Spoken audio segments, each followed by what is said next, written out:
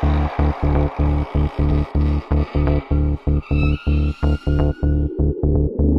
tal? ¿Cómo les va? Bienvenidos, muy contentos. Este es el programa número 11, Edu. Sin duda. ¿Cómo estás, Patricia?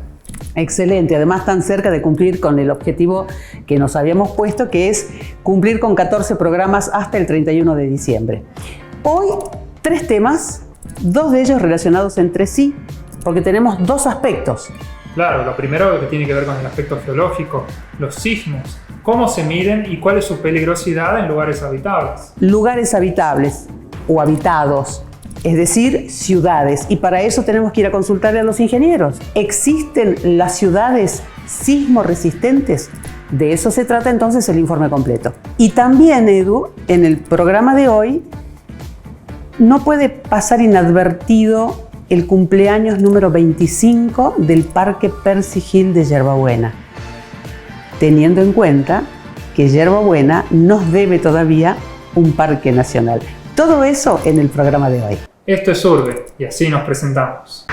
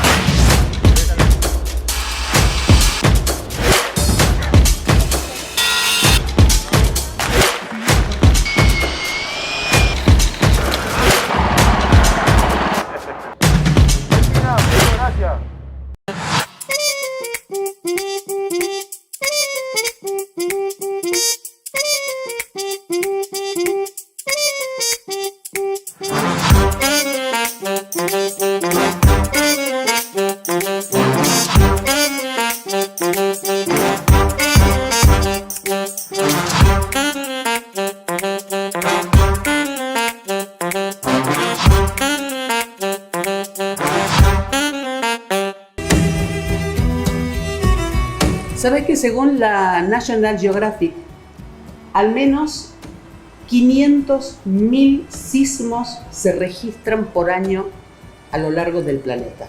Y a causa de los cuales mueren 10.000 personas, al menos por año, a causa de estos sismos, excepto por los más graves, que fueron, por ejemplo, el de Japón, donde murieron 50.000 personas, y el de Haití, donde murieron 220.000 personas. Para hablar de este tema y de la peligrosidad de los sismos, tenemos a un invitado especial, un geólogo, José Górgola, que nos explica un poco sobre esta cuestión. Un fuerte terremoto de 5,7 en la escala de Richter ha tenido lugar en la provincia argentina de Tucumán. El hecho ha ocurrido en la madrugada del lunes 10 de enero.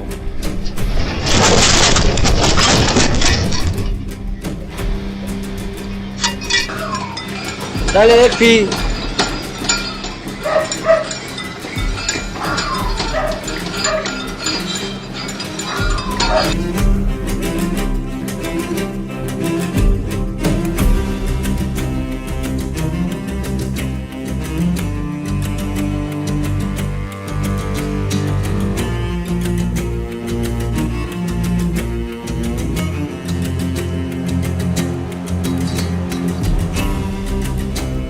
La Tierra como tal es un sistema dinámico. Está compuesto por muchísimos materiales que están a diferentes temperaturas, tienen diferente composición química, tienen por lo tanto diferente densidad también, están sometidos a diferentes presiones y esas condiciones se producen, determinan esfuerzos dentro de así como debajo del agua tenemos lo que es la presión hidrostática, dentro de la Tierra tenemos la presión litoestática, pero a diferencia de la presión que tenemos debajo del agua, que en todas las direcciones es la misma, dentro de la Tierra existen direcciones en diferentes sentidos. Eso produce movimientos. Los movimientos están asociados a la actividad sísmica, esos esfuerzos que tenemos acumulados dentro de la Tierra en un momento se liberan, necesitan liberarse, el material necesita reacomodarse, y esa energía liberada se transmiten formando ondas mecánicas que llegan a la superficie de la Tierra, y las ondas superficiales son las que nos hacen enterar a nosotros de que está habiendo movimientos dentro de la Tierra. Todos sabemos, ya lo venimos viendo de la escuela, que África y Sudamérica en un momento estaban juntos. Los continentes se mueven todo el tiempo y los sismos están relacionados principalmente a los bordes de las placas tectónicas, que básicamente es donde están los continentes. Nosotros, como vemos un mapa y vemos un continente, están por encima de una placa tectónica, por debajo de los océanos hay otras placas tectónicas. Y así como ahora que hace tanto calor ponemos un poco de hielo en el agua y los cubitos de hielo se van moviendo y chocan, las placas también. Y ese choque, en esos bordes que se llaman convergentes, es donde existe la mayor cantidad de actividad sísmica. Es una de las dos evidencias principales y que se me ocurren ahora de que nos muestran la energía liberada en todo ese movimiento. Uno es los movimientos sísmicos y el otro la actividad volcánica, por ejemplo. En Tucumán tenemos una configuración muy particular. Todas las montañas que nosotros vemos, que luego todas las mañanas levantamos la cabeza y vemos los nevados de la Conquija, vemos las cumbres calchaquíes, vemos la sierra del noreste tucumano. Son todos bloques de una roca rígida que están limitados y están levantados por fallas, y los valles que tenemos en el medio de todas esas montañas son generalmente rocas sedimentarias también deformadas y todo. Todas esas fallas que estructuran, que disponen nuestro territorio como lo conocemos, todas nuestras montañas, todas esas fallas están activas. Todo ese movimiento que se está produciendo de manera constante, en el que la placa de Nazca, que está por encima del Océano Pacífico, por debajo del Océano Pacífico, perdón, se va ubicando, se va metiendo por debajo de la placa sudamericana, que es donde está el continente sudamericano, termina como últimos movimientos en esas fallas y pliegues que tenemos acá en la provincia de Tucumán. Sucede en el año 1820, quizás el sismo más destructivo de la provincia, en 1824, si no me equivoco, en el que se destruye prácticamente todo el pueblo. Posteriormente, con la aparición del ferrocarril, la villa migra un poco más al este, a la localidad actual, dejando los terrenos más desocupados. Sin embargo, por realidades socioeconómicas, la gente lo fue ocupando al terreno, realizando viviendas más precarias, que eso se continúa hasta el día de hoy. Entonces, si tenemos en cuenta los antecedentes de que ocurrió un sismo en la escala Mercalli, es de 9, destruyó prácticamente todo lo que había. Con la vulnerabilidad que tendríamos por el tipo de construcción y del bajo ordenamiento territorial que existe, hay un peligro sísmico importante en esa zona. De los últimos 80 sismos en base del registro que tiene el INPRES, se dieron 9 en la provincia de Tucumán.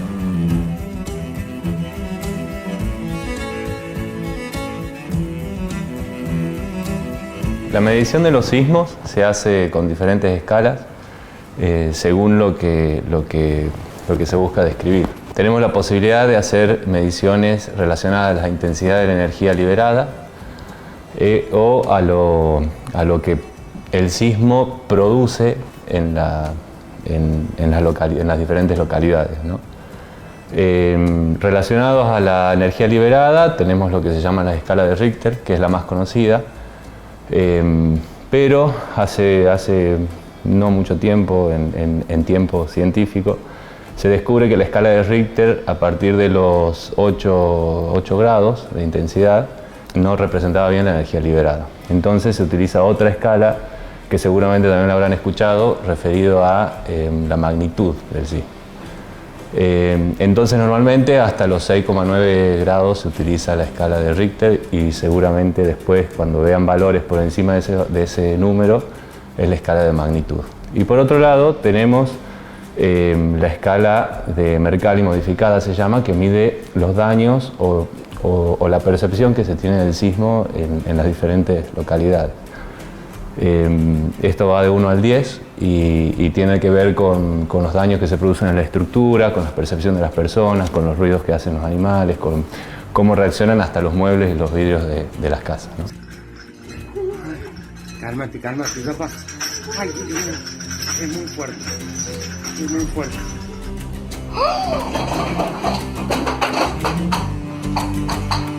Ay, güey.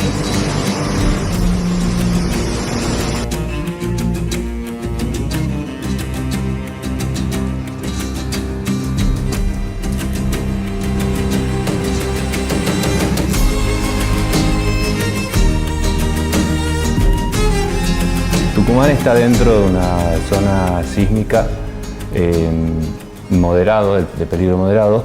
En lo que se refiere el INPRES, que es el Instituto Nacional de Prevención Sísmica, la califica dentro de lo que sería una zona 2, que hay una probabilidad de un 75% de que se produzca un evento de una escala 7 en la escala de Mercalli, o entre 6 y 7 de escala Richter. La peligrosidad se mide entre 0 y 4. Lo que sería San Juan y Mendoza se ubican tiene una peligrosidad de nivel 4. Dentro del NOA, bueno, Salta y Jujuy tiene una peligrosidad mayor que Tucumán, sí. No en toda la provincia, sino que son zonas determinadas. Como todo riesgo que se mide o que se intenta mitigar, tenemos por un lado el peligro y por otro lado la exposición a ese peligro. Nosotros el peligro existe, que es que se produzca un sismo. Y lo que sería la exposición a ese peligro estaría dado por qué medidas nosotros tomamos a nivel de ordenamiento territorial y a nivel de construcciones para mitigar los daños posibles de ese sismo, ¿no? El material geológico, la geología no es muy amable y existen muchas discontinuidades, existen muchas diferencias en el tipo de roca, existen muchas heterogeneidades. Entonces es muy poco probable que no todo se comporte en un solo momento de una sola manera. Las réplicas siguen siendo, muchas veces lo que se dice réplica es casi tan intenso como el evento principal, pero son momentos de liberación de energía del mismo esfuerzo, por así decirlo. La Tierra es tectónicamente activa desde sus inicios y justamente busca el equilibrio a medida de su historia, pero no necesariamente existe una mayor frecuencia de sismos que antes, simplemente que estamos más afectados por los medios para que eso se difunda. Se cree que sismo, terremoto, temblor son cosas diferentes y suelen relacionar terremoto, temblor, sismo a las intensidades, pero en realidad técnicamente no hay diferencia entre una cosa y otra, digamos. Antes de venir comenté que tenía una charla de este tipo y me dijeron, te van a preguntar si el calor...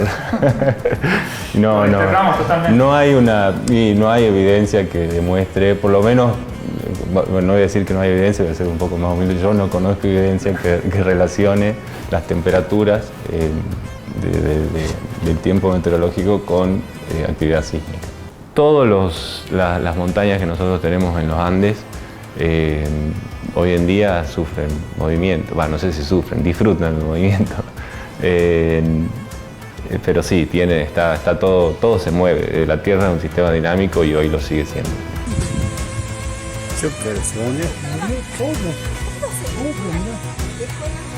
Todo.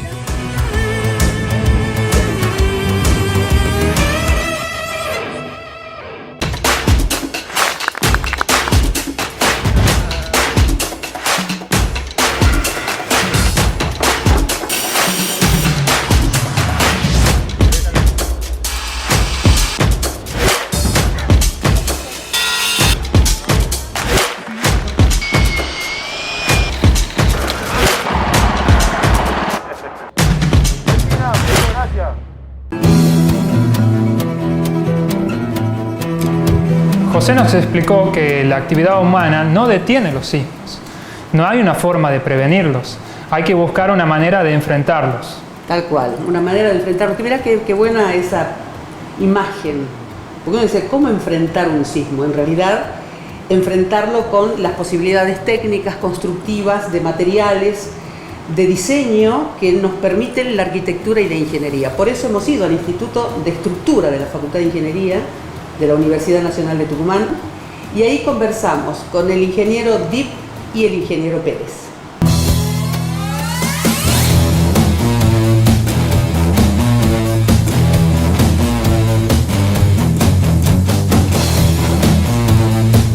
El término que usa el común de la gente es antisísmico, pero contra el sismo uno no actúa, uno trata de que las estructuras lo resistan al sismo. Uno no puede tener injerencia sobre el sismo, es un fenómeno natural donde el hombre no puede accionar sobre el mismo. Entonces el hombre lo que hace, el ingeniero le da resistencia a la estructura. Entonces hablamos de estructuras sismo resistentes.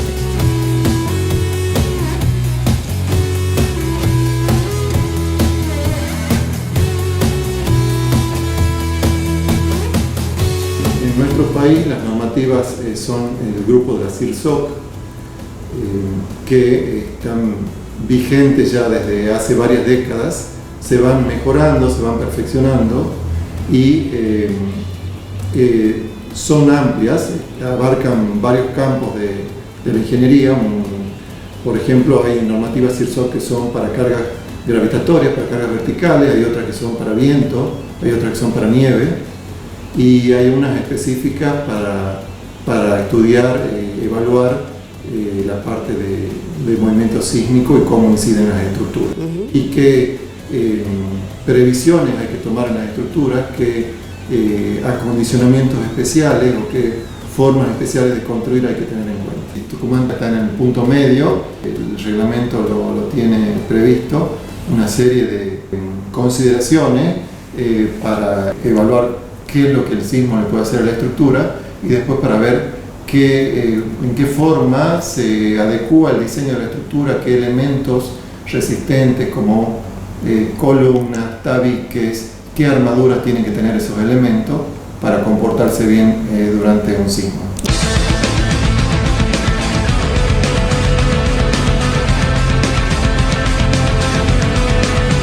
En general, en todo el mundo hay que saber distinguir que para que una estructura sea sismo resistente tiene que cumplir ciertos pasos. Un paso fundamental es el diseño, de cómo se diseña la tipología estructural. Otro paso es dentro del diseño el cálculo, pero también está el paso constructivo. No solo hay que calcular y diseñar en una forma que sea sismo resistente, sino hacer los detalles constructivos que van a dotar a esa estructura de las propiedades que el calculista y el diseñador quería darle.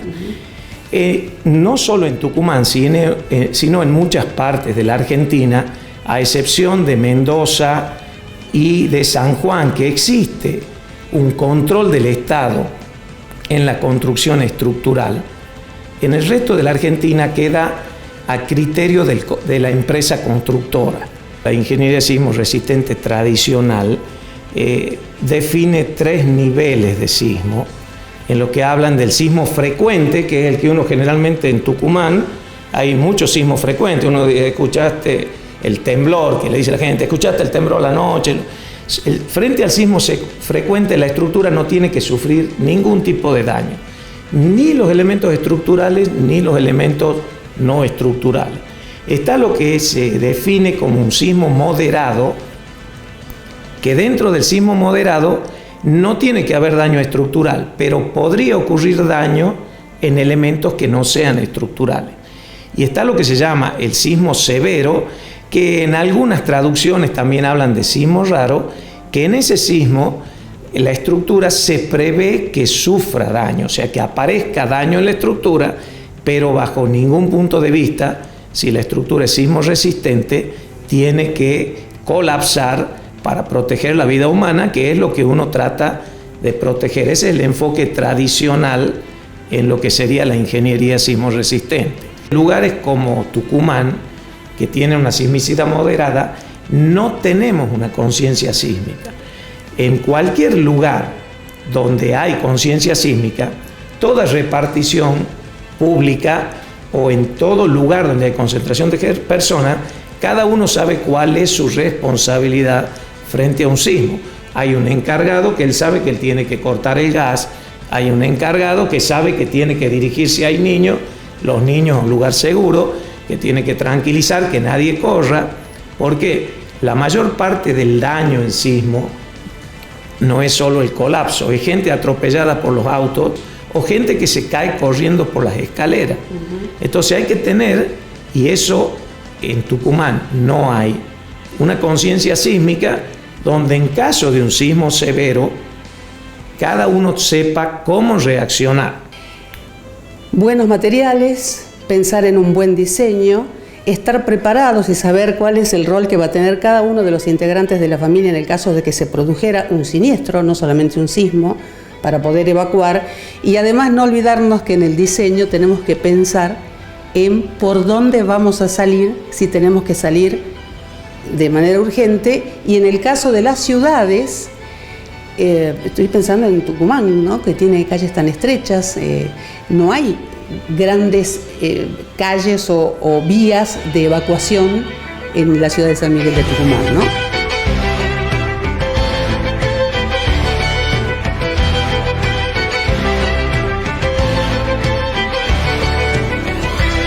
Lo ideal es tener ciudades como comentábamos, que es Mendoza, que Mendoza lamentablemente después que fue destruida por un sismo fue construida de nuevo, entonces tienen avenidas amplias cada 4 o 5 calles, lo cual facilita el acceso de equipos de emergencia. Es un diseño similar al que tiene en este momento el barrio de Loma de Tafí, donde hay numerosas avenidas. Bueno, en Tucumán no tenemos eso en este momento, pero bueno, tenemos que tener vehículos de emergencia apropiados para poder llegar a los distintos puntos de la ciudad.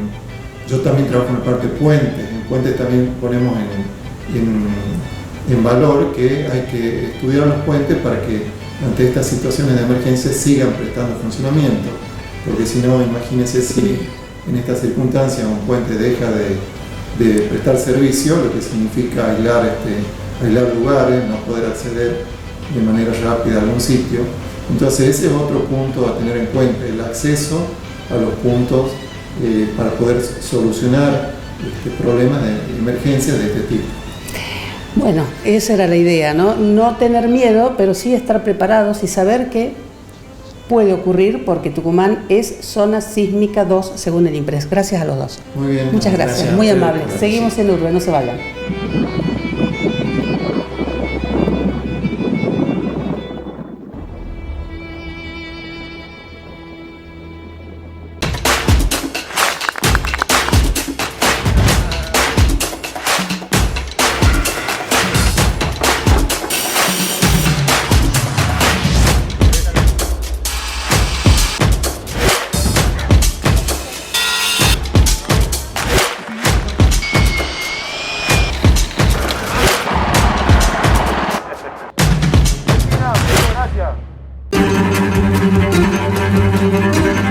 ¿Ustedes piensan que el Jardín Botánico de la Universidad Nacional de Tucumán es el único jardín botánico que tenemos? Hay otro y cumple 25 años. Sí, señor.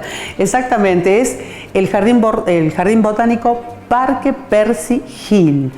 Un parque que en realidad existe porque apareció un Guillermo Hill que compró un predio que pertenecía a un ingenio que se instaló en ese lugar, en Yerba Buena, en 1884. Este es el informe.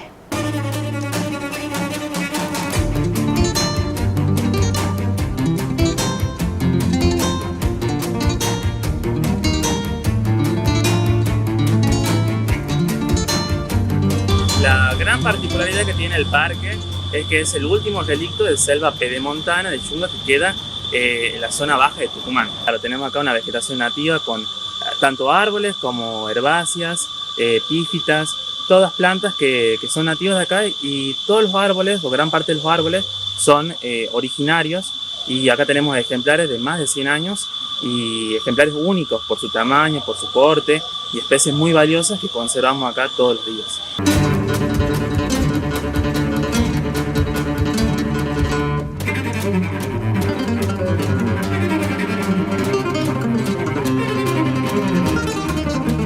Y más o menos tenemos unas 80 especies entre plantas nativas y exóticas, porque también tenemos lamentablemente especies exóticas que han ingresado, al lugar y que bueno, hoy en día estamos tratando de eliminarlas y reemplazarlas por otras nativas. El parque en realidad tiene 50 años aproximadamente, la década del 70 se lo dona al municipio.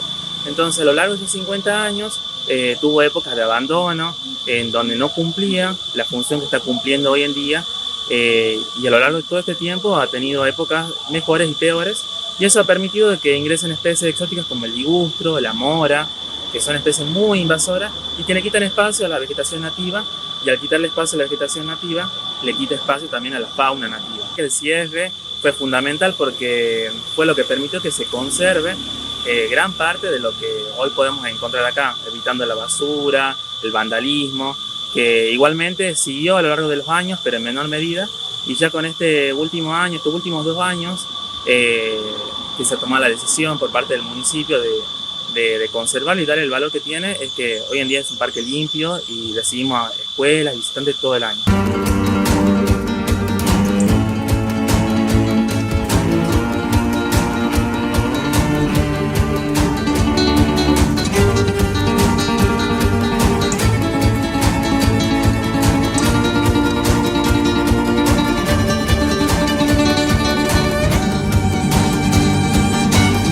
De a poco el parque se está haciendo conocido. Comenzamos el año pasado con otro encargado, donde solamente tuvimos 2 escuelas que nos visitaron.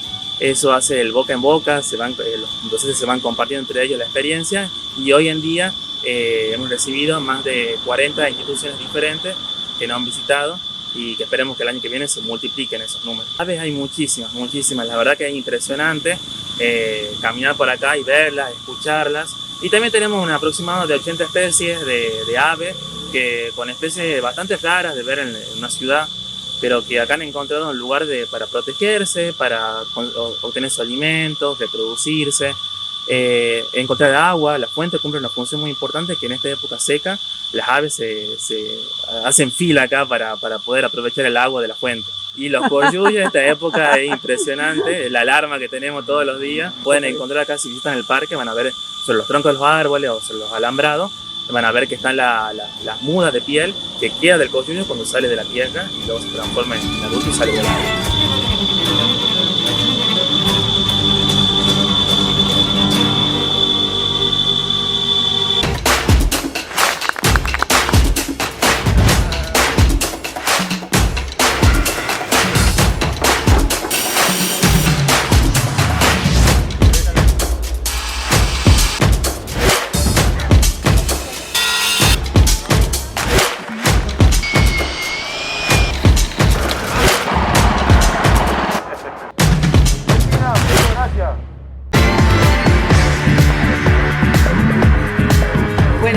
Tarea cumplida. Sin duda. ¿Qué le prometemos a nuestra gente para el próximo? El próximo tema tiene que ver con el pavimento. Los hay de piedra, de hormigón, de asfalto, de adoquín. El pavimento como factor de desarrollo urbano. Bueno, y otro, hemos hablado de patrimonio, sí, pero ¿alguna vez te preguntaste cómo hacen los ingenieros para evitar que una construcción patrimonial no sea demolida para ser reconstruida? Es decir, rescatar aquello que existe de tiempos inmemoriales. Otra vez la ingeniería que va a estar presente en el programa. Todo eso, por supuesto, en el próximo programa, siempre a través de la pantalla de América Tucumán, los sábados a las 13:30. Urbe, esa es la cita. ¿Vos vas a venir? Por supuesto. Yo también. Faltás vos nada más.